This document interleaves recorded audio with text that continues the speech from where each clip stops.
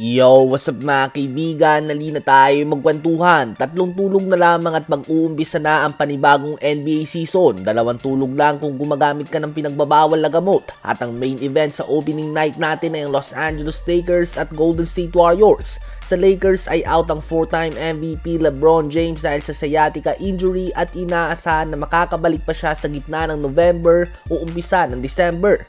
At habang wala si LeBron ay si Gabe Vincent muna ang papalit sa kanyang pwesto sa starting lineup.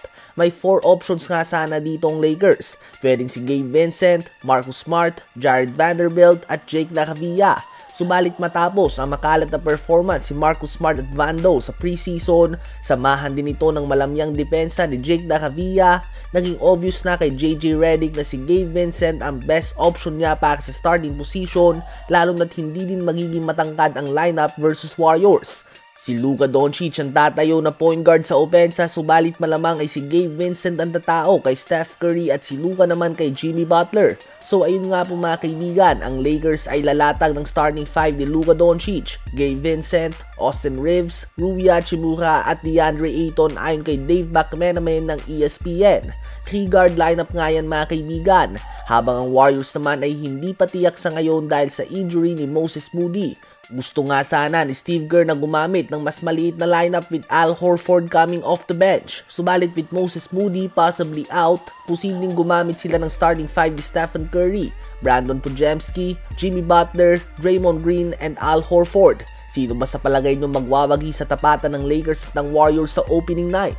Habang malungkot na balita naman para sa mga Asian basketball fans, ang isa sa mga pambato ng Asia, Yuki Kawamura, ay nakat na sa Chicago Bulls lineup bago pa man mag-umpisa ang season, kahit na solid naman ang performance na naipapakita niya sa mga games na nabibigyan siya ng pagkakataon.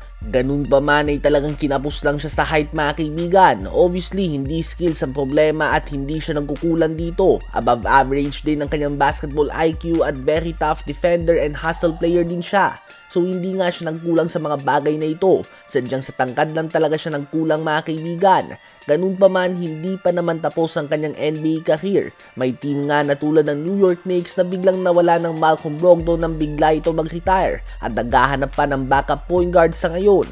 Just imagine kung paano ma-hype ang Madison Square Garden crowd sa mga kakaibang pasa ni Yuki mga kaibigan. Tiyak na matinding energy nga may bibigay niya sa arena na ito.